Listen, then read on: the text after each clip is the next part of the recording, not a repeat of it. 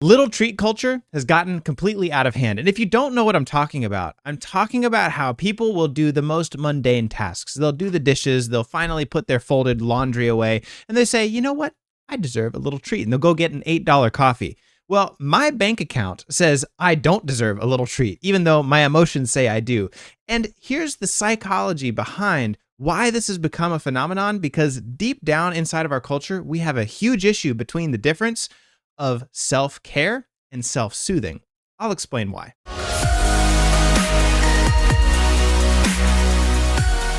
Welcome back to the channel. My name is Jesse Lyon, a licensed counselor who gives you the psychology behind pop culture. And today we're talking about exactly that, little treat culture, and how we try and reward ourselves with little things. It started really popular and positive when it began as a way to say, hey, you should value yourself. You should treat yourself and be kind to yourself. But it's turned, as most things do, into American consumerism because we misunderstood the fundamental difference between self-soothing and self-care. And today we're going to explore why. There's a lovely video. Shout out to the Discord server. Shout out to May Day on the Discord server for sending me this because it's a fantastic topic that we absolutely need to discuss. So if you want to join the Discord server and you want to be part of the community, links as always are in the description down below. And while you're there, do me a favor, hit subscribe. People need to know about counseling. People need to know about mental health and why they're missing some of these fundamental problems in their life. And by subscribing, you share this page with other people who may be in need. So do your part. Come on. Don't be a slob. Hit subscribe and let's get to the video. There's a difference between self-care and self-soothe. So when you think of self-care is prevention. It is planning for self-care with intention so you can thrive. A lot of us actually self-soothe. So we are doing things as a result of feeling a certain type of way. So for example, when you come home from work, things are tough and you grab that glass of wine, or you decide, I'm just going to get a massage today because I'm feeling burnt out. I'm exhausted. That is you doing that as a result of feeling that way. When you every damn day. Am I right? Am I right? Put it in the comments down below. And that's what most of us do is we will come home from a terrible, awful, no good, very stressful day and we'll self-soothe. Not self-care, but we'll self-soothe. We feel terrible and we want something to make us feel less terrible. And so the problem with this, and she's going to explain it a little more in a minute, but I think she takes a little bit of a turn that doesn't describe it as well as I would have liked. But the problem is, by doing that, you're putting a Band-Aid over the problem. The $8 coffee is not going to fix your toxic environment or even the toxic self-thoughts that you have day to day. Self-care is going to fix those things, not just put a Band-Aid over it. Wine does the same thing. Drugs do the same thing. Spending time out at a club does the same thing. You're forgetting and you're trying to cover over the problems, not actually fix them. She explains it well here. When you're in a place where you are truly practicing self-care, you're planning that massage maybe once a month, once a quarter for yourself. You are planning those workouts. You're doing things so your gas tank doesn't even get to E. If anything, it's midway. So you'll know to catch it before you're completely depleted. And this is where I think she misses it a little bit. Shout out to Kimberly Brown. If you want to check her out, she's over on TikTok. But here's where she misses it. We're going to look at a couple examples here in a second. She still talks about self-soothing.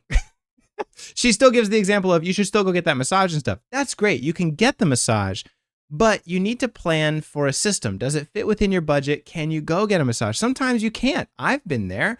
I'm currently there, right? There's things I'd like to do that I just can't afford. That is falling into American consumer culture with credit card debt and all this stuff. I explain it like this, and I should have brought something to explain this well, but like, let's say that you have a cup, right? Here's your cup. Every day you pour a little bit of stress into the cup. And so eventually it fills up.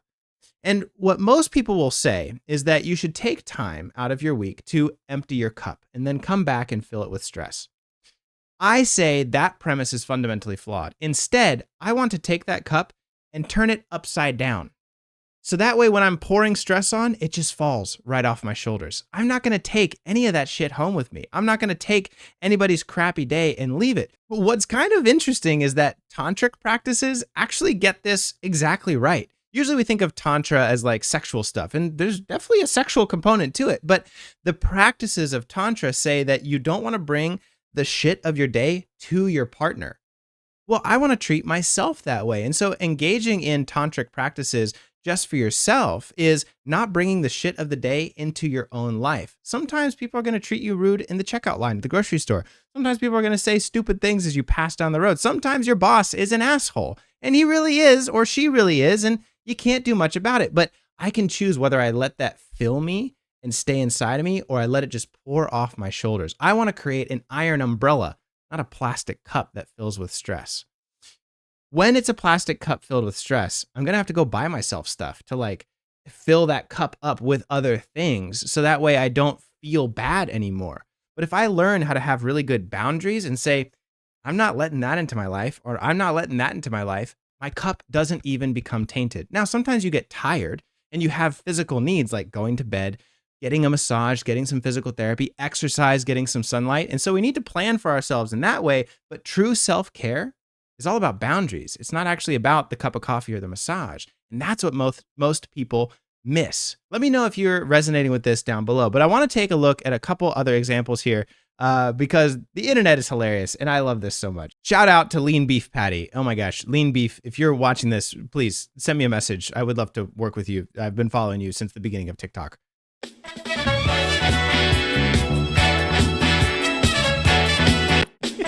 And so there's so many videos like this on the internet about like little treat culture. He says, I had completed a small task, so I deserve it.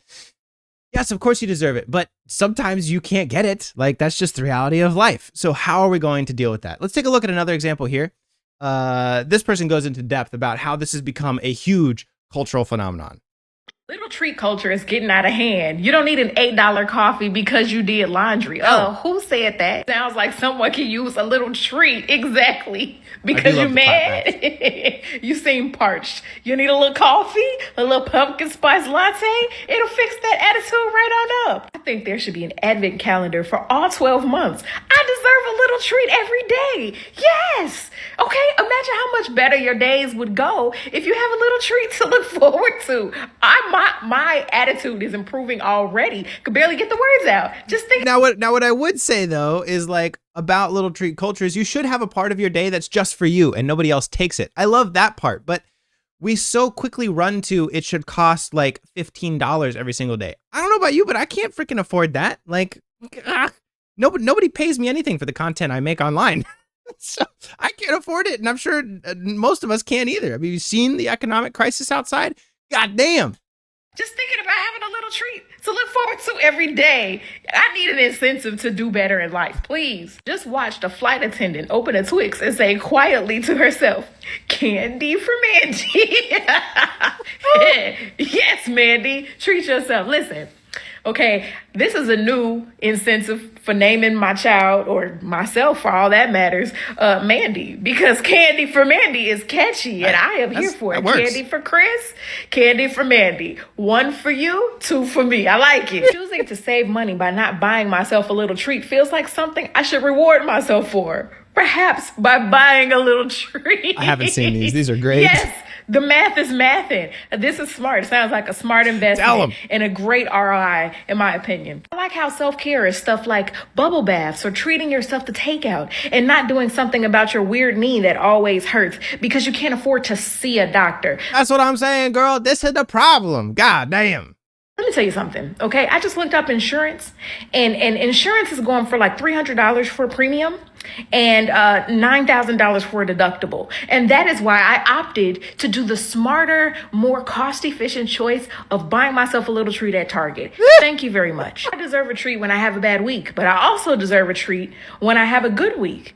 I simply always deserve treats. It's true. Basically, we have turned into puppies. And who doesn't love puppies? So, yes. So let me know, what little treat do you deserve and what little task did you accomplish today that you deserve it for? I'll see you in the next video.